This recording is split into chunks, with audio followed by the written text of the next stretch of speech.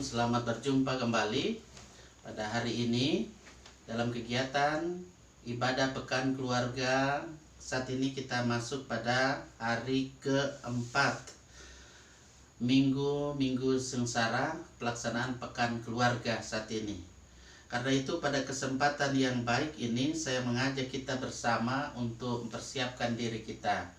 Siapkanlah bagian firman Tuhan saat ini secara bersama-sama dalam Injil Markus pasal 14, dibaca ayat 32 sampai ayat 42. Terlebih dahulu saya ajak kita berdoa. Terima kasih Tuhan pada kesempatan yang baik ini. Tuhan sudah menolong kami sepanjang aktivitas kami yang kami lakukan. Pada kesempatan yang baik ini kami bersama-sama berhimpun dalam satu keluarga dalam melaksanakan kegiatan pekan keluarga Minggu Sengsara di hari keempat pada saat ini. Berfirmanlah kepada kami Tuhan, kami menyambut firman Tuhan dengan penuh sukacita. Amin. Saya akan membaca firman Tuhan. Mari kita arahkan perhatian kita pada firman Tuhan dalam Injil Markus pasal 14 ayat 32 sampai pada ayatnya yang ke-42. Markus 14 ayat 32 sampai 42 di Taman Getsemani. Itu judul perikop yang ada pada kesempatan yang baik ini. Lalu sampailah Yesus dan murid-muridnya di suatu tempat yang bernama Getsemani. Kata Yesus kepada murid-muridnya, "Duduklah di sini sementara aku berdoa." Dan ia membawa Petrus, Yakobus, dan Yohanes sertanya. Ia sangat takut dan gentar, lalu katanya kepada mereka, "Hatiku sangat sedih seperti mau mati rasanya. Tinggallah di sini dan berjaga-jagalah." Ia maju sedikit, merebahkan diri ke tanah dan berdoa supaya sekiranya mungkin saat itu lalu daripadanya. Katanya, "Ya Aba, ya Bapa, tidak ada yang mustahil bagimu. Ambillah cawan ini daripadaku, tetapi janganlah apa yang aku kehendaki, melainkan apa yang Engkau kehendaki." Setelah itu ia datang kembali dan mendapati ketiganya sedang tidur, dan ia berkata kepada Petrus, "Simon, sedang tidurkah engkau? Tidakkah engkau sanggup berjaga-jaga 1 jam? Berjaga-jagalah dan berdoalah, supaya kamu jangan jatuh ke dalam pencobaan. Roh memang penurut, tetapi daging lemah." Lalu ia pergi lagi dan mengucapkan doa yang itu juga, dan ketika ia kembali pula ia mendapati mereka sedang tidur, sebab mata mereka sudah berat dan mereka tidak tahu jawab apa yang harus mereka berikan kepadanya. Kemudian ia kembali untuk ketiga kalinya dan berkata kepada mereka, "Tidurlah sekarang dan istirahatlah. Cukuplah, saatnya sudah tiba. Anak manusia diserahkan ke tangan orang-orang berdosa. Bangunlah, marilah kita pergi. Dia yang menyerahkan aku sudah dekat." Demikian firman Tuhan. Yang berbahagia adalah kita sekalian yang mendengar firman Tuhan, memelihara, dan kita mau melakukan itu dalam kehidupan kita setiap hari. Hosiana, diberkatilah orang yang datang dalam nama Tuhan. Saudara-saudara, dalam kehidupan kita memang selalu saya katakan bahwa tidak selamanya perjalanan hidup kita ini mulus, ya. Tidak selamanya kita jalani hidup ini dengan suasana dalam keadaan nyaman, aman, tapi selalu saja ada kerikil-kerikil tajam yang harus kita lewati. Selalu saja ada persoalan-persoalan hidup yang harus kita jalani. Saudara-saudara, apa yang terjadi dalam diri Yesus sebetulnya, Yesus itu tentunya dia tidak sama dengan kita sebagai manusia yang berdosa. Yesus adalah Allah yang pasti dia menerima konsekuensi dalam kehidupannya sebagai manusia, sebagaimana apa yang telah dinubuatkan oleh para nabi dalam kitab suci yang kita sudah baca, bahwa ia harus menanggung derita, sengsara, bukan karena ia bersalah, bukan karena ia berdosa, tetapi karena dosa-dosa kita. Oleh karena itu dia merasakan bagaimana secara manusiawi, memang kemanusiawiannya ia merasa sedih. Pedih hatiku, jadi rasa perih, rasa pedih menghantui dalam kehidupannya ketika ia ada di Taman Getsemani. Seperti yang ia katakan, hatiku sangat sedih seperti mau mati rasanya.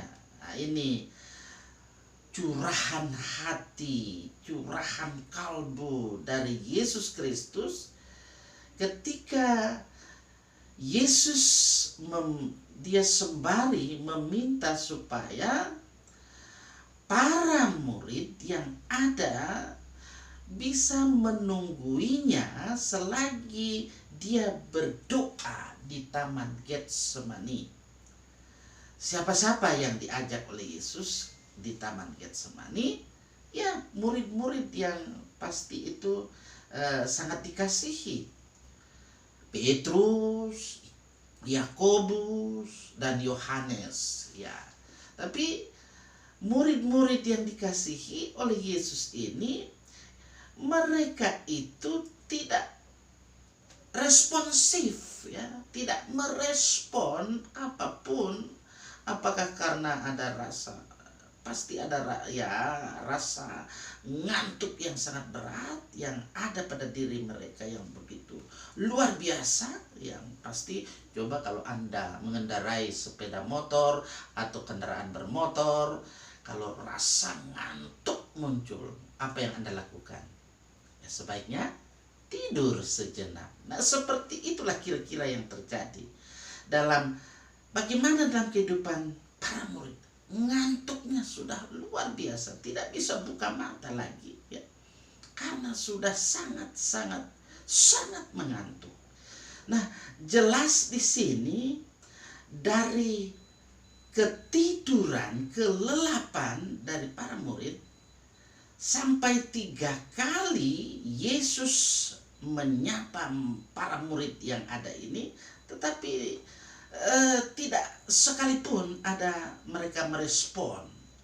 Mereka tertidur dengan lelap, tidur pulas, dan tidak ada tanggapan apapun dari para murid ketika Yesus menyapa mereka. Saudara-saudara, apa yang terjadi pada diri Yesus Kristus pada waktu malam ia berada di Getsemani? Ini satu pergumulan yang amat berat, yang amat hebat. Karena apa? Yesus sangat tahu apa yang terjadi atas dirinya, ya. Memang kalau kita lihat bagaimana Yudas, ya, peran Yudas seperti yang pernah saya katakan, memang perannya sangat konyol, ya.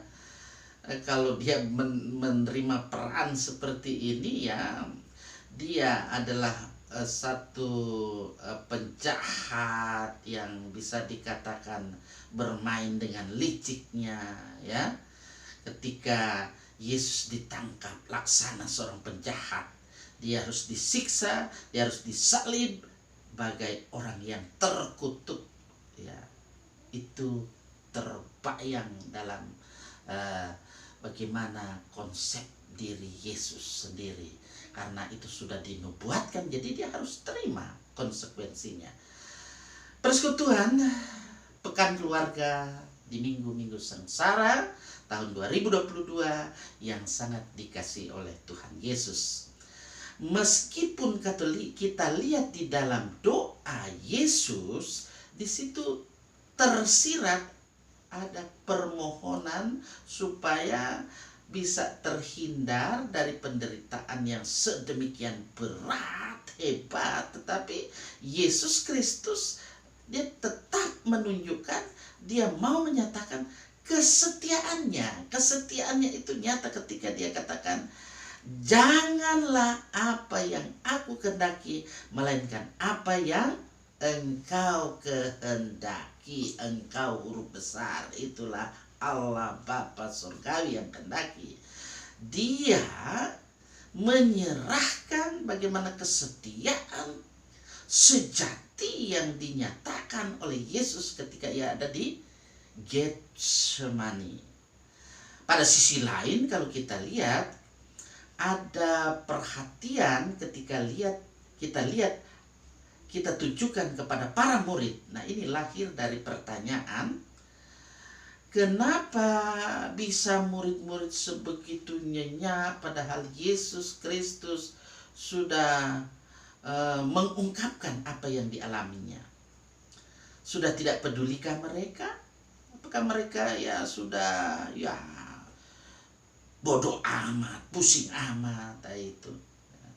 Tidak percayakah mereka akan curahan hati Yesus Kristus? Ataukah apakah mereka memang benar-benar dikuasai oleh rasa ngantuk yang begitu berat? Dapat dibayangkan di sini situasi yang seperti ini, hati siapakah yang tidak akan diwarnai rasa pilu? Ya, ada rasa pilu dan sedih. Apalagi ketika mengetahui penderitaan yang hebat, yang berat terjadi, dialami oleh Yesus ketika ia menanggung bagaimana suasana yang menegangkan walaupun dia hadapi sendirian. Ketika pada waktu itu ada murid-murid bersama, tapi mereka acuh tak acuh, mereka ketiduran, tidur lelap. Saudara-saudara yang saya kasih dalam kasih Tuhan,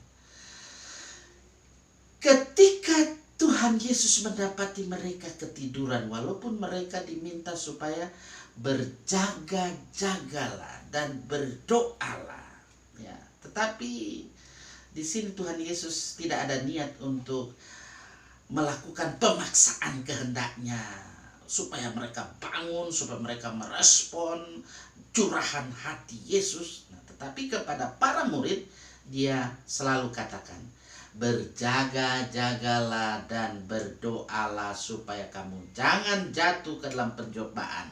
Roh memang penurut, tetapi daging lemah.